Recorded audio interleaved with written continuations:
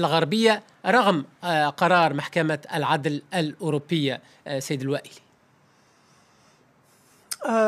يعني حكيم، كما تعلم بأنه هذه حالة من التشابك القانوني السياسي، وبالتالي دائما يعني سندخل ببيروقراطية أوروبية قد تأخذ وقت طويل جدا حقيقة للدفاع. هناك فريق قانوني بداخل المفوضية الأوروبية اشتغل سابقا حقيقة ونجح مع محكمة العدل الأوروبية، ولكن أعيدت مرة ثانية المنظمات الحقوقية لتثير الموضوع حتى المحكمة العدل الأوروبية أعطت الكلام الفصل في هذا الموضوع. في نهاية المطاف الآن هذا القرار غير قابل للطعن فيه، لكن ربما أنا أرى بطريقة قد تكون مختلفة. أعتقد بأنه الاتحاد الأوروبي سيبلور مجموعة من الاستراتيجيات أو مجموعة من القوانين المحلية تتيح للأعضاء حتى يتهرب من محكمة العدل الأوروبية أنه الأعضاء سيعقدون صفقات استثنائية وفردية مع المغرب حتى يكون هناك تهرب من القانون أو يكون هناك حيلة قانونية بالأحرى.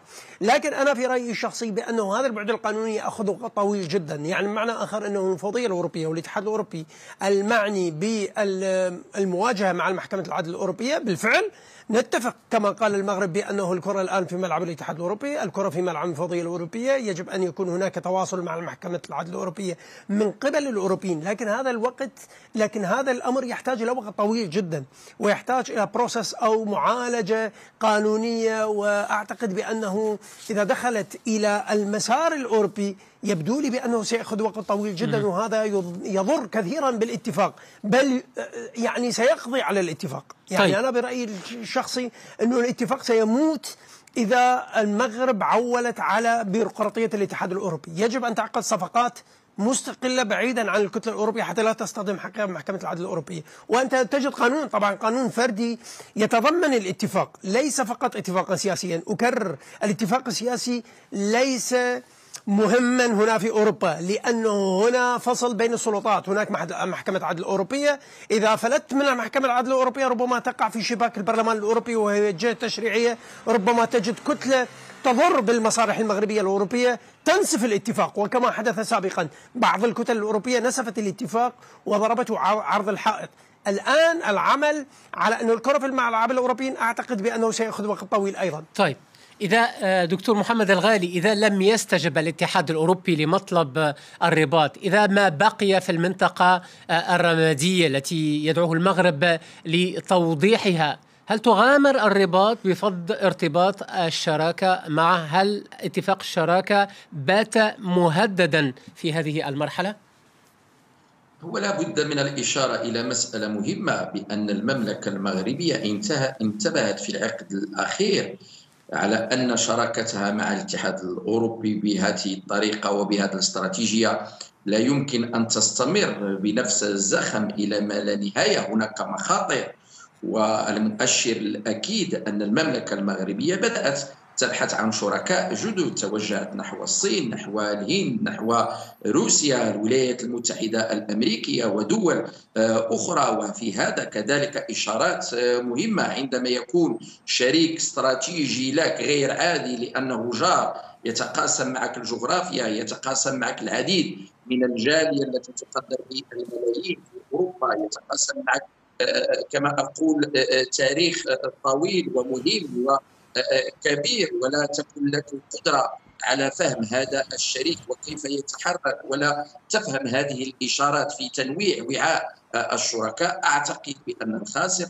الأكبر سيكون هو الاتحاد الأوروبي. وكما أشار الأخ الضيف الكريم بأن الدول الأعضاء قد تبحث عن حلول فردية، وفي البحث عن هذه الحلول الفردية ليس في صالح الاتحاد الأوروبي. أنا أقول اليوم بأن كل دول، وآخر زيارة كانت للرئيس الصيني الذي جاء في زيارة خاطفة للرباط، ومن دون شك فمثل هذا النوع من الشراكات مع الصين، مع روسيا، مع الهند، مع دول أخرى من دون شك فهو يفتح مساحات ليست في صالح الاتحاد الأوروبي. وبالتالي فمسألة كون الكرة هي عند الأوروبيين وليس في المرمى المغربي تعللها وتبررها كل هذه السياقات وكل هذه المعطيات. طيب سيد الوائلي، في الجانب المقابل البحث عن حلول فردية، سؤال يطرح: هل سيرضي الرباط أم أن الرباط تنتظر ربما حلا شاملا على المستوى الأوروبي؟ وهل يغامر الاتحاد الأوروبي بخسارة المغرب كشريك قوي من أجل التزاماتها القانونية باتجاه محكمة العدل الأوروبية، ومن أجل أيضا حماية شراكاته الأخرى التي لا تقل أهمية عن شراكته، من ذلك عن شراكته مثلا مع الجزائر، والتي يتم في المرحلة الحالية إعادة التفاوض بشأنها؟ كيف ترقب كل ذلك؟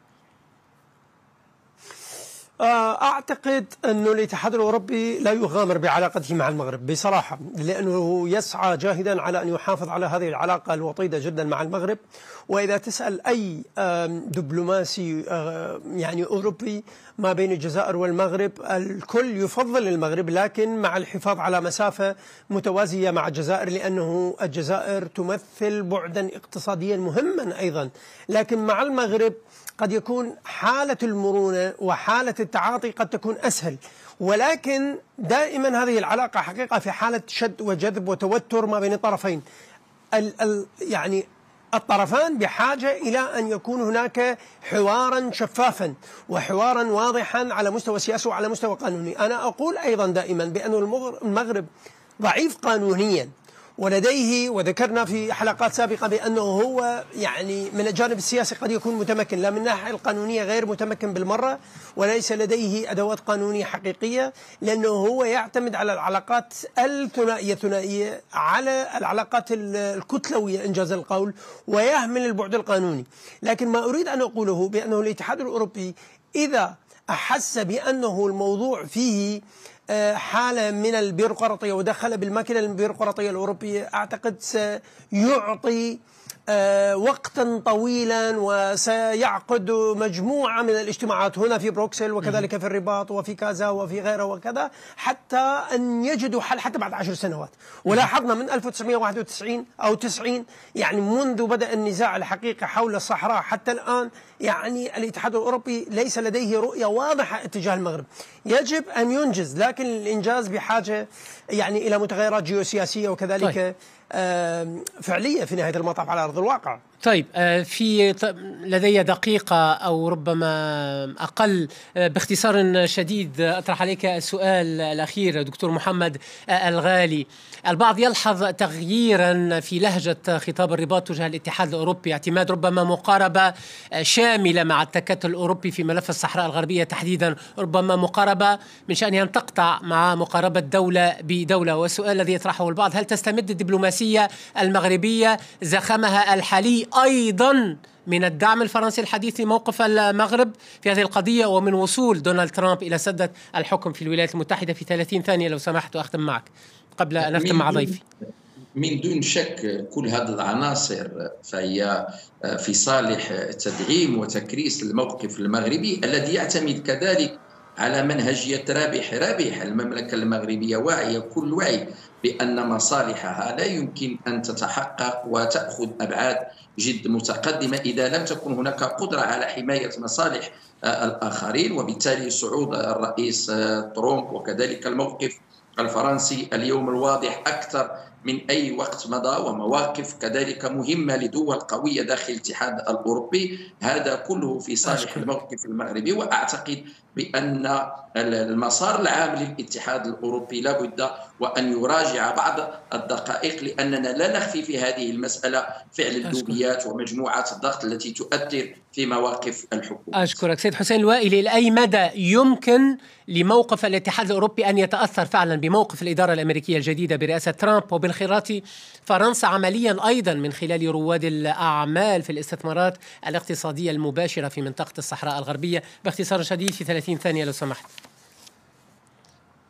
أعتقد سيتأثر كثيرا، يعني في إدارة ترامب الجديدة ربما تكون العلاقات أكثر من وطيدة مع المغرب، لكن في نفس الوقت الأوروبيين يستطيعون أن يحملوا هذا المرحلة تحديدا ما بين المغرب والاتحاد الأوروبي. لكن أضيف بنقطة واحدة أن المغرب يجب أن ينخرط بحوار حقيقي وشفاف، ليس مع الأوروبيين بل مع الجزائريين حقيقة، حتى يتجنب الكثير من المشاكل.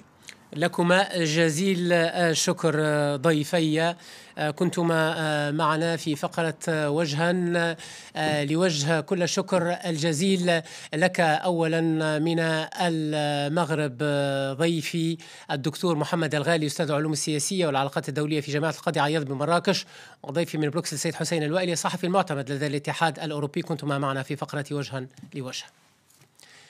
ختام